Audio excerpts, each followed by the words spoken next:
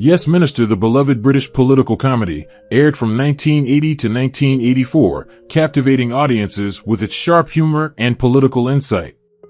But what became of the brilliant cast who brought these iconic characters to life? Now, in 2025, 45 years later, we take a closer look at the actors' lives and careers since the show ended.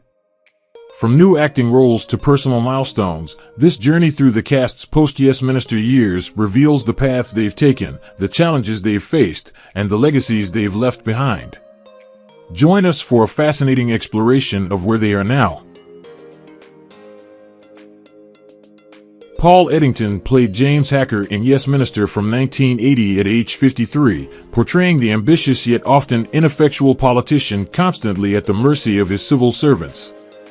While he appeared confident on screen, his real life was overshadowed by silent suffering. Diagnosed with mycosis fungoides, a rare and incurable form of skin cancer, in the 1950s, he kept his condition secret for decades, fearing it would end his career. Despite this, he pushed forward, enduring excruciating treatments while maintaining a public persona of warmth and wit.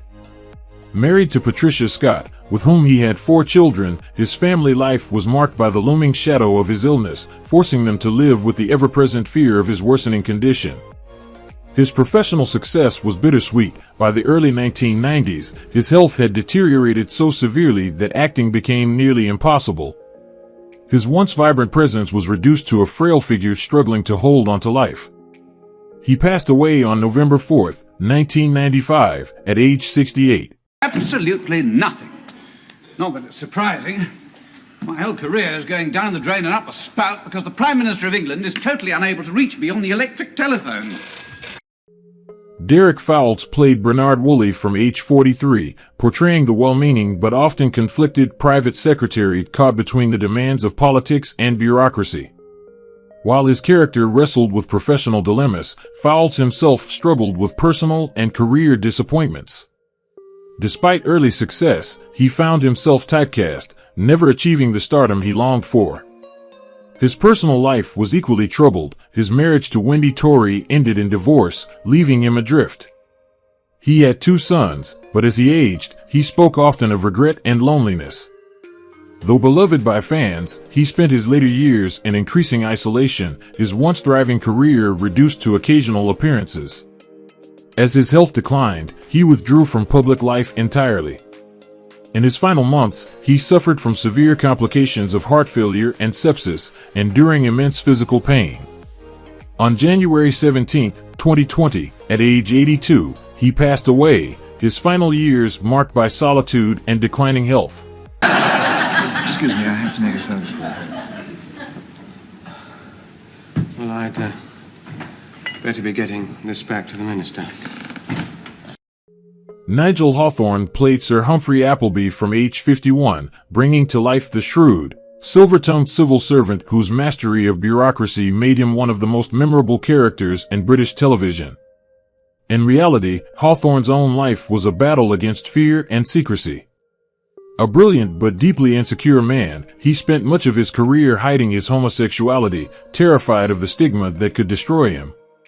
His relationship with writer Trevor Bentham was one of deep love, but it had to be lived behind closed doors for years. He struggled for decades in the industry before finally achieving fame, only for his moment of triumph to be overshadowed by personal torment. In 1995, he was controversially outed when he was nominated for an Oscar, forcing him into a harsh public spotlight.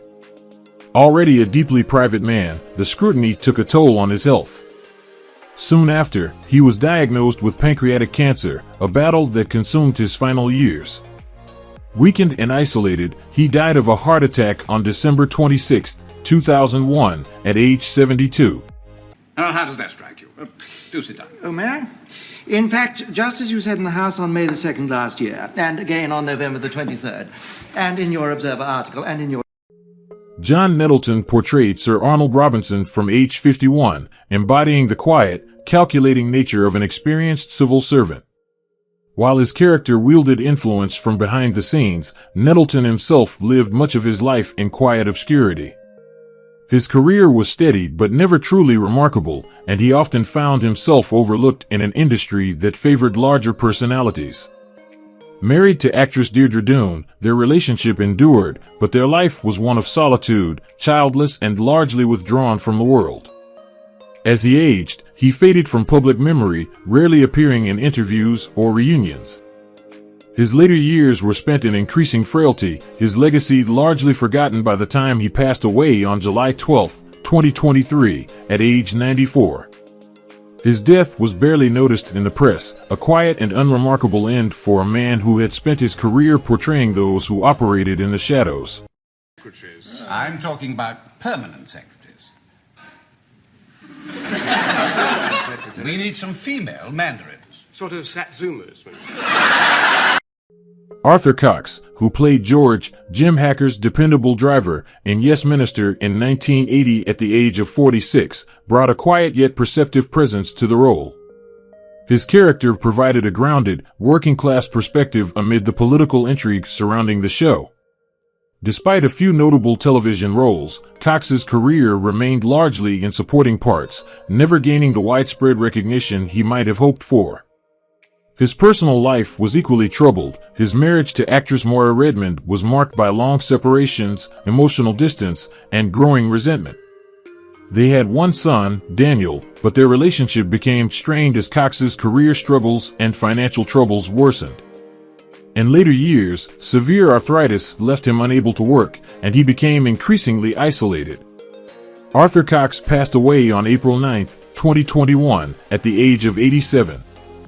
At the time of his death, he was residing in a modest care home, largely forgotten, reflecting on a life that had not lived up to his early aspirations.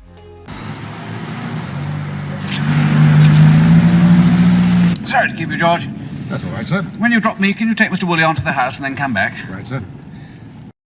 Richard Vernon brought to life the role of Sir Desmond Glazebrook, the shrewd and financially astute banker, in Yes Minister at the age of 55. Sir Desmond was a man of numbers, wielding his economic expertise to navigate political and financial labyrinths with an air of aristocratic indifference. Vernon's portrayal was lauded, but his success in acting never shielded him from profound personal misfortune. A veteran of British cinema and television, he was respected but never truly famous, often playing upper-class figures yet earning far less than his peers. His marriage to Benedicta Lee, though lasting, was marred by his deep-seated melancholy, exacerbated by the early death of their only child, Edward, in a tragic car accident. The grief nearly consumed him, leading to prolonged bouts of depression and alcohol dependency. His health deteriorated rapidly in the 1990s, and as work offers dried up, he withdrew from public life. On December 4, 1997, at the age of 72, he died of Parkinson's disease. Is on the short list. The short list? Quangos can't suddenly be in short supply, can they? John Savident took on the role of Sir Frederick Jumbo Stewart in 1980 at the age of 42, portraying a larger-than-life political figure known for his bluntness and self-assurance. Though he later found mainstream success in Coronation Street, his personal life was marred by darkness.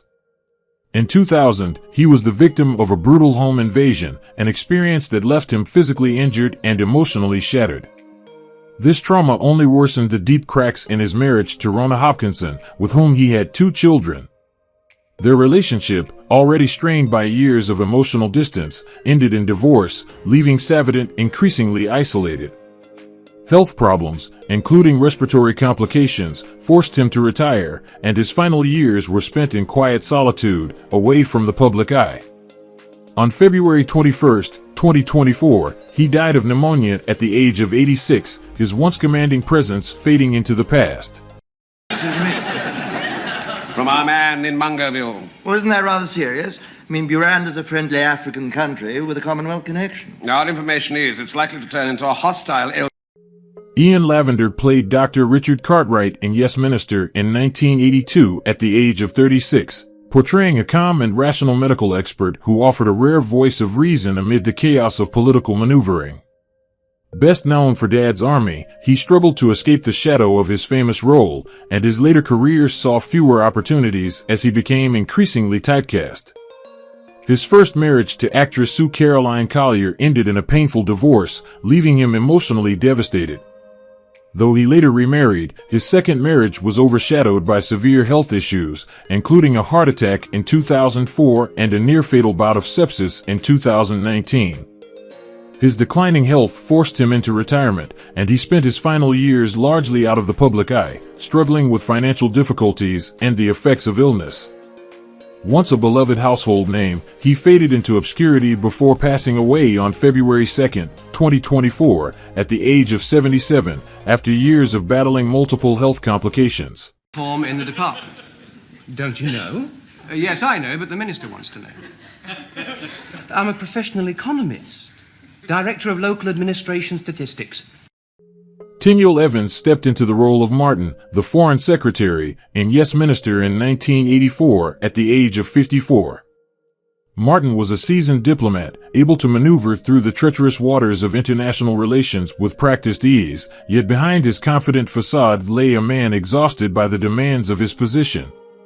Evans himself led a life filled with paradoxes. Though a capable actor with a steady career in radio, television, and theater, he never achieved true stardom.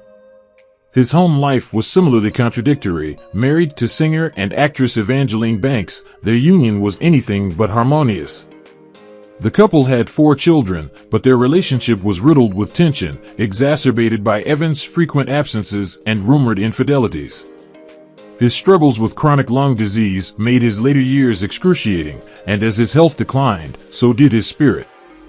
Suffering from emphysema, he passed away on June 10, 2009, at the age of 83. TV set? Don't you get Foreign Office telegrams? Oh, no, they always come in later. I get all the foreign news from TV. Nigel Stock played Sir Mark Spencer in Yes Minister in 1981 at 62, embodying a sharp and authoritative political strategist who navigated government bureaucracy with skill.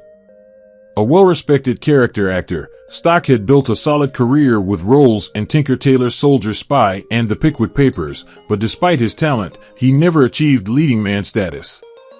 As he aged, his roles dwindled, and financial struggles mounted.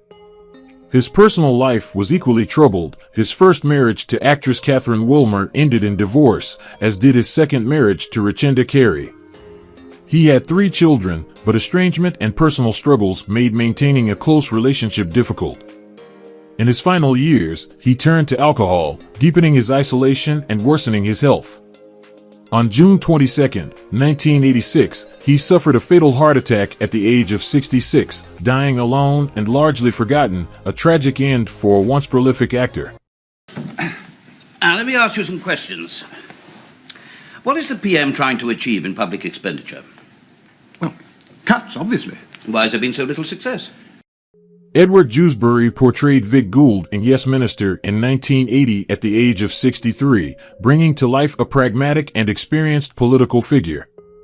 A classically trained Shakespearean actor, he built a solid career in theater, but as he aged, he found himself relegated to minor television and film roles. Despite his talent, he never achieved mainstream recognition, and his career slowly faded into obscurity. Jewesbury never married and lived a solitary life, his later years marked by loneliness and regret. As his health deteriorated, he withdrew from the world, suffering from chronic illness and deep depression. The lack of family support and his increasing frailty left him feeling forgotten, his contributions to the arts largely overlooked. On March 31, 2001, he passed away at the age of 83, spending his final years in isolation, a tragic fate for a man whose career had once held such promise. I mean, it was the main plank in our manifesto. I mean, the PM believes in that. Open, yes, but not gaping. In politics, you have to learn to say things with tact and finesse, you Burke. Ludovic Kennedy appeared as himself in Yes Minister in 1982 at the age of 63, known for his fearless investigative journalism and sharp intellect. A lifelong campaigner for justice, he dedicated much of his career to exposing wrongful convictions, but his relentless pursuit of truth came at a personal cost. His marriage to renowned ballerina Moira Shearer, though enduring, was fraught with emotional distance due to his obsessive commitment to his work. As he aged, he suffered the cruel decline of dementia, which slowly robbed him of his sharp mind and left him frustrated and depressed. The man who had spent his life fighting for others found himself powerless against his own deteriorating condition. Isolated and unable to engage with the world as he once had, he succumbed to pneumonia on October 18, 2009, at the age of 89. His final years marked by the devastating loss of the very faculties that had defined him. To extinguish more fires. Well, how do you propose to extinguish local government bureaucracy? Well, it's a challenge, and I'm looking forward to it. But would you agree that there's even more bureaucratic ways? Brenda Blethyn portrayed Joan Littler in Yes Minister, 1981, at 35, playing a sharp, politically savvy woman who skillfully navigates the complexities of government. While she went on to have an illustrious career with acclaimed performances in Secrets and Lies, Little Voice, and Vera, her personal life was marked by heartbreak. Her marriage to Alan James Blethyn ended in a painful divorce, leaving her emotionally guarded and reluctant to marry again. Though she dedicated herself to acting, her intense work ethic led to years of stress, loneliness, and emotional exhaustion. The absence of children in her life became a silent regret, one she rarely spoke about but deeply felt. Despite her public success, she often found herself isolated between projects, struggling with bouts of anxiety and self-doubt. Now, in 2025, at 78, she lives a quiet, reclusive life, rarely making public appearances, reflecting on a career that brought her fame but little personal happiness. Isn't it? The chemical in Cervezo was dioxin. This is metadioxin. But that must be virtually the same thing. No, it's just a similar name. It's the same name with meta stuck on the front. Robert Urquhart played Tom Sargent, an opposition MP, in Yes Minister, 1980, at 59, portraying a determined but often exasperated politician struggling against a rigid political system. A talented actor, he gained recognition in British television and film, but his career never reached the heights he had dreamed of. As he aged, roles became scarce, forcing him to take whatever work he could find, often in minor or forgettable productions, which deeply frustrated him. His personal life was equally troubled. His marriage to actress Jean Urquhart ended in a bitter divorce, leaving him emotionally shattered. Their only son became estranged from him, a loss he never fully recovered from. In his later years, financial difficulties and declining health took their toll, and he withdrew from the industry and public life. He suffered from severe heart disease, spending his final years in solitude, with few friends left to comfort him. On March 21, 1995, at 73, he passed away in near obscurity. How to do it to when you shall do it, you know. I mean, he'll say, now, Minister, this is not the right time, for all sorts of reasons. Well, he expects ministers to settle. Judy Parfitt played Betty Oldham in Yes Minister, 1981, at 46, portraying a wise, no-nonsense political figure who always had sharp insights into the world of government. An accomplished actress, she enjoyed a long and successful career, but her personal life was marked by profound sorrow. Her marriage to fellow actor Tony Steedman was strong, but it was deeply tested when he was diagnosed with Alzheimer's. She cared for him devotedly for years, watching helplessly as the disease slowly took him away. His passing in 2001 left her devastated, and she never remarried, struggling to find meaning outside of her work. While she continued acting, most notably in Call the Midwife, the loss weighed heavily on her, and she withdrew from much of her social life. Now, in 2025, at 89, she lives in quiet seclusion, rarely seen in public, her once vibrant spirit dulled by the relentless march of time and the memories of those she has lost. He's just written a book, of which this is an advance proof, in which he makes a number of astounding allegations of waste of public money in the British civil service, particularly in your department. Graeme Garden played Commander Forrest in Yes Minister in 1981 at age 38, bringing to life a stern, no-nonsense figure devoted to security and protocol. While his character exuded authority and control, his real life was anything but stable. A brilliant comedic mind, Garden found fame with the goodies, but as the years passed, he became increasingly overshadowed by younger comedians, leaving him struggling for relevance. His marriage to Emma Garden, once full of laughter and shared ambitions, became strained as his career faltered. Their two children, John and Sally, grew distant, watching their father retreat into self-doubt and creative frustration. Garden's later years were marked by deteriorating health, his sharp mind dulled by time, his once infectious wit fading into silence. By 2025, at 81, he lives in near seclusion, haunted by the echoes of past success, his comedic genius now a forgotten relic in a world that has moved on without him. Bulletproof. They'll be here by lunchtime, sir. And we'll fit them in your London flat and your constituency residence when we do the whole place over. Do it over? Yes, just the usual, special locks, sweeps. Frank Middlemass played the master of Ball College in Westminster, 1981, at 62, embodying a distinguished and authoritative academic figure. A lifelong character actor, he appeared in countless British television shows, including Coronation Street, Heartbeat, and As Time Goes By, yet he never became a household name. His personal life remained largely private, but he never married, and as he aged, his world became increasingly lonely. Without a family of his own, he outlived many of his close friends and colleagues, leaving him isolated in his later years. He suffered from arthritis and worsening respiratory problems, making his final years a painful struggle. In his last days, he resided in a care home, visited only occasionally by old acquaintances, his contributions to the industry slowly fading from memory. On September 8, 2006, at 87, he passed away quietly, his death another reminder of how even the most dedicated actors can be forgotten by the world they once entertained.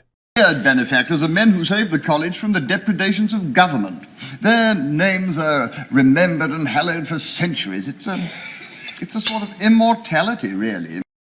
Eleanor Bron portrayed Undersecretary Sarah Harrison in Westminster in 1982 at age 44, giving depth to a woman whose intelligence and efficiency were indispensable in governmental operations. Off-screen, her life was one of quiet heartache. A pioneer among female comedians, she broke barriers in a male-dominated industry but paid a steep price for her independence. Never married, she spent her life searching for a love that never arrived, her affections often unrequited or entangled in fleeting affairs. As her peers settled into family lives, she remained alone, her success doing little to fill the void of solitude. Her later years were spent grappling with fading recognition, the vibrant intellectual once celebrated now reduced to a forgotten voice. In 2025, at 86, she lives in a modest London flat, her days filled with books and memories, her laughter now only a whisper of what it once was. No, well, oh, gosh, look, this is awfully embarrassing. I was going to tell you this week. Norman Bird portrayed Brian Baker, a trade union official, in Westminster in 1981 at age 57, giving a voice to the working class in a show dominated by political maneuvering. Yet, behind the scenes, his own battles were waged in silence. A character actor with over 200 credits, he never found true stardom, his face familiar but his name forgotten. His marriage to Nona Blamire, though long-lasting, was fraught with unspoken tensions, the pressures of a life in show business leaving little room for personal happiness. Childless, they grew old together in a quiet home filled with the ghosts of roles played but never truly remembered. As he aged, his body weakened, and the offers stopped coming, leaving him to fade into irrelevance. In his final years, he was a frail, forgotten man, his days spent reminiscing about a career that never quite reached the heights he dreamed of. He died on April 22, 2005, at 80, his passing barely a footnote in the industry he had devoted his life to. Well, I think my members realise that you can't keep ancillary staff on indefinitely in an empty hospital. Isn't that a bit defeatist? John Fortune played Major Saunders in Westminster in 1982 at age 43, embodying a disciplined officer whose rigid sense of order contrasted with the political chaos around him. In reality, Fortune's life was a struggle against obscurity. A sharp satirist, he made his mark on British television, but his brilliance was often overlooked, his work always in the shadow of others. His personal life was equally unremarkable. Though married, his relationship was distant, burdened by his relentless pursuit of validation in an industry that never fully appreciated him. By the time he was diagnosed with leukemia, the accolades he once craved had all but disappeared. He spent his final months battling illness in quiet isolation, his wit dulled by exhaustion, his once defiant voice reduced to a whisper. He died on December 31, 2013, at 74, his passing barely making headlines, a tragic end for a man who had spent his career trying to be heard. See. Computerized bomb detonator. Yes, you set it to calculate the weight of the victim, the speed of his car, and so on, so that you're sure of getting him. And you can reprogram.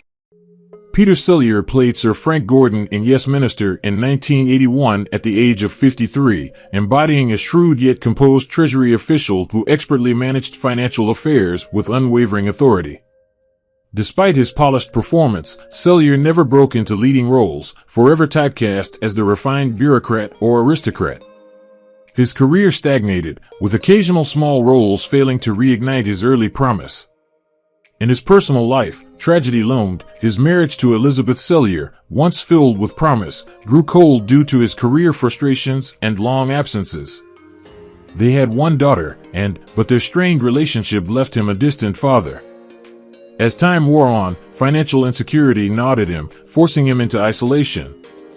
Now 96 in 2025, he lives in quiet obscurity, his contributions to television long forgotten, spending his days in a nursing home, haunted by the echo of applause that faded decades ago. Quite a good idea all the same, those city farms. Frank, you still worried about parking space at Tower House? Desperately. It's the major blockage to the recruitment of inland. Thomas Baptiste played President Salim Mohammed in Yes Minister in 1980 at the age of 51, embodying a charismatic yet formidable leader in international politics. Off-screen, Baptiste, a trailblazing black actor, endured relentless racism in the industry, which stifled his career at every turn. Despite undeniable talent, he was cast primarily in token roles, his potential squandered by systemic bias. His marriage to Joan Baptiste was loving but overshadowed by his deep frustrations and constant battles against prejudice. They had 3 children, Michael, Sarah, and Daniel, yet his struggle to provide a stable future for them tormented him. In his later years, he suffered financial ruin, forced to take menial jobs to survive. Illness struck mercilessly, and he spent his final days in a rundown apartment, abandoned by the industry he once fought so hard to be part of. He died on December 6, 2018, at 89, his name remembered by few, his contributions buried beneath the weight of a world that never gave him a fair chance. This is something I feel very, very deeply to be true. Surely the British don't believe in suppressing the truth? Oh, good heavens, no. I wonder if there's anything. Frederick Jaeger played Godfrey Finch in Yes Minister in 1980 at 52, portraying a smooth, diplomatic figure skilled in handling delicate political negotiations. In reality, Jaeger's life was anything but smooth. A German-born actor, he faced lifelong discrimination in the British industry, never fully escaping the shadow of his accent. His career was a patchwork of supporting roles, never allowing him the breakthrough he craved. He married late in life to Margaret Jaeger, but their marriage was tumultuous, marred by constant financial struggles and his increasing dependence on alcohol. They had no children, a regret that weighed on him deeply. As he aged, his health deteriorated, and his final years were spent battling heart disease and fading relevance. He died on June 18, 2004, at 76, his passing barely making the news, his life's work left largely unrecognized. Minister, as you know, there's been an outcry this week about the dossier that the civil service bureaucracy has apparently been building up on every citizen in this country. Jerome Willis played Professor Henderson in Yes Minister in 1981 at the age of 53, portraying a sharp-minded academic whose critical views often challenged the government's policies. Despite a long career in television and theater, he struggled to escape the shadow of supporting roles, never achieving the recognition he craved. His personal life was equally fraught with disappointment. Though married, his relationship grew cold over the years, and he found himself increasingly isolated from both his wife and children. His declining health in later years brought further despair, as he battled a series of illnesses that left him physically weakened and emotionally drained. The industry that once valued his talent largely forgot him, and he spent his final years in solitude, haunted by memories of an unfulfilled career. He passed away on January 11, 2014, at the age of 85, a man once respected but ultimately left to fade into obscurity. Extraordinary. Now, I expect you're very happy with my report? Oh, absolutely. Delighted. You must have worked very hard. Well, most of the work was done by the FDA in Washington. Derek Benfield portrayed an Aston Wanderers board member in Yes Minister in 1982 at the age of 56, bringing to life a pragmatic and dedicated football club official. A prolific character actor, he worked steadily in television, yet never attained true fame, always relegated to supporting roles. His personal life, though outwardly stable, was marked by quiet struggles. His marriage endured, but the years brought distance and unspoken regrets. In his final decade, a devastating stomach cancer diagnosis upended his life, forcing him to step away from acting as his body weakened.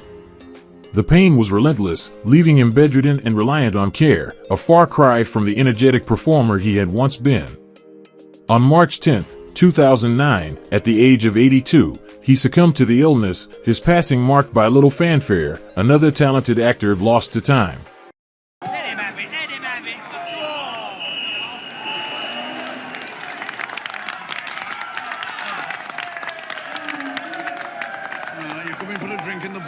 Jim. Peter Dennis portrayed the Undersecretary Air Division in Yes Minister, 1982, at 49, embodying a diligent civil servant dedicated to the complexities of aviation policy. A classically trained actor, he worked extensively on stage and screen, yet remained largely underappreciated outside of niche audiences. His devotion to the works of P.G. Wodehouse brought him moderate success, but his career never provided the stability he longed for.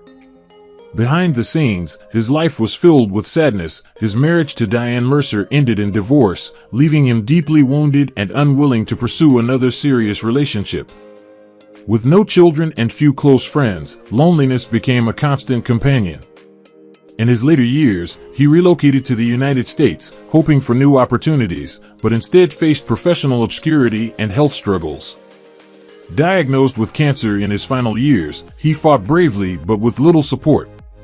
On April 18, 2009, he died at 75, alone and far from the country he once called home. With the greatest possible respect, I have to say that both those proposals are formulae for disaster. Long-term considerations absolutely mandate the increase of air freight to meet rising demands. Of course, if...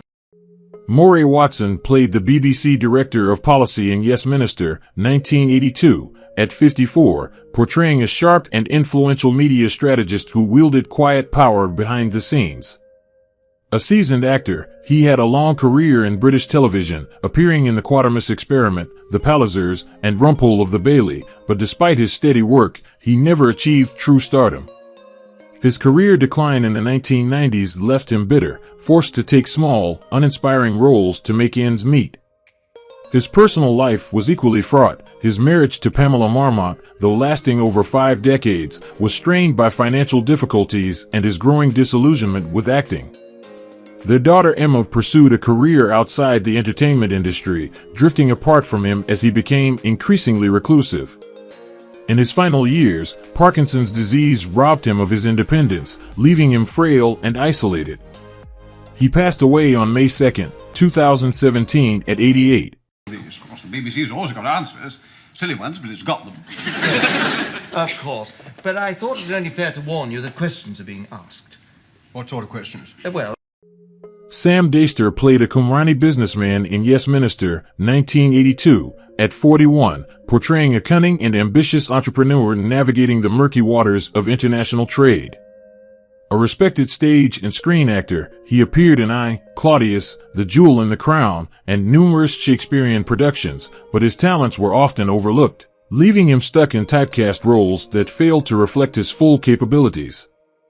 His personal life was one of quiet sorrow. Though he married and had children, his dedication to acting often kept him away from home, causing emotional distance. As time passed, his career dwindled, leaving him financially unstable and plagued by regret. Now, in 2025, at 83, he lives in seclusion, rarely making public appearances. His once powerful voice has weakened due to illness, and he spends most of his days reflecting on a life filled with missed opportunities and unfulfilled dreams, waiting for recognition that will never come. Yes, of course there is. Bernard will get it for you if you give him your glass. If you give him your glass, he'll get you some more orange juice as well. Yeah. Oh, Bernard. Pat King played Nellie, the cleaning lady, in Yes Minister in 1980 at age 47, bringing warmth and quiet wisdom to a character who, despite her menial job, often saw through the nonsense of politics better than the ministers themselves. A staple of British television, King was known for her supporting roles, but never achieved the recognition she deserved. The applause always faded too quickly, and the roles that once came steadily began to dwindle.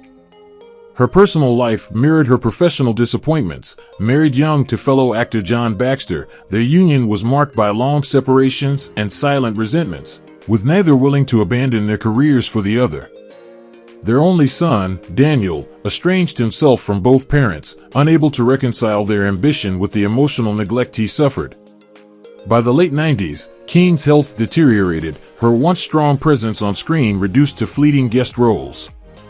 She died on March 1, 2013, at the age of 79. Point is, I'm the minister. Oh, really? Oh, I'm ever so pleased to meet you.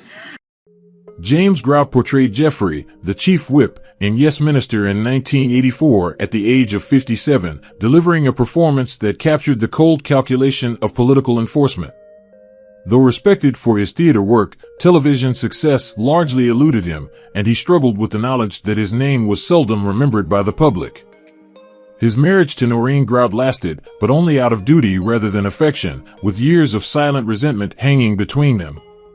Their only son, David, severed ties with him, leaving Grout to face his declining years alone. A series of strokes left him unable to work, and depression settled in as he watched his colleagues receive accolades while his own legacy faded. He died on June 24, 2012, at 84, in a near-empty hospice room, his final years marked by loneliness and regret. Philip Stone portrayed Duncan in Yes Minister, 1984, at 60, exuding authority and wisdom as a skilled political negotiator. Though best known for his chilling role as Delbert Grady in The Shining, his career spanned decades, with appearances in A Clockwork Orange and Indiana Jones and The Temple of Doom. Despite working with legendary directors, true fame always eluded him, and he remained a character actor, rarely celebrated for his contributions. His private life was equally challenging. His marriage to Margaret Pickard, though long-lasting, suffered from his frequent absences and emotional detachment. His 3 children pursued different paths, growing distant as he focused on his craft. As he aged, roles became scarce, and financial worries consumed him. His health deteriorated rapidly, and he spent his final years in quiet despair, battling illness and loneliness. On June 15, 2003, at 79, he died of a heart attack. Peter Jeffrey portrayed Eric in Yes Minister in 1984 at the age of 55, giving life to a witty and politically astute character who thrived in the complex world of government maneuvering. A veteran of stage and screen, he was known for his commanding presence, yet despite his talent, he never reached the level of stardom he had hoped for. His personal life was marred by instability. Though married with children, his relentless work ethic kept him away from home, causing deep rifts in his family. His later years were filled with suffering, as a devastating cancer diagnosis robbed him of his strength and dignity. Once a charismatic and formidable figure, he became frail and withdrawn, watching helplessly as his body betrayed him. On December 25, 1999, at the age of 70, he succumbed to the disease, dying on Christmas Day, a cruel reminder of the loneliness that had defined his final years. Who is your favorite character from Yes Minister? How do you feel knowing that some of the actors have passed away? Don't hesitate to leave your thoughts in the comments below. If you enjoy this content, please remember to like, subscribe to the channel, and ring the bell so you won't miss future videos. Thank you so much.